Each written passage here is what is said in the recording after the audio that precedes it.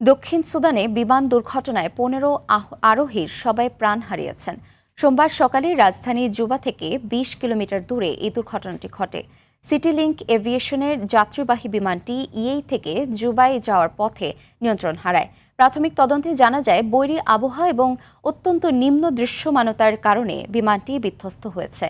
নিহতদের মধ্যে ১৩ জন দক্ষিণ সুদান এবং ২ জন কেনিয়ার নাগরিক। দেশটির সিভিল এভিয়েশন জানিয়েছে, উড্ডয়নের ৩০ মিনিট পরেই রাডার থেকে বিচ্ছিন্ন হয়ে যায় ছোট এই বিমানটি।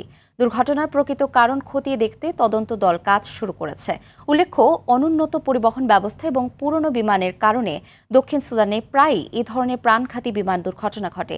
গত জানুয়ারিতেও দেশটিতে একটি বিমানে ২০ জন প্রাণ হারান।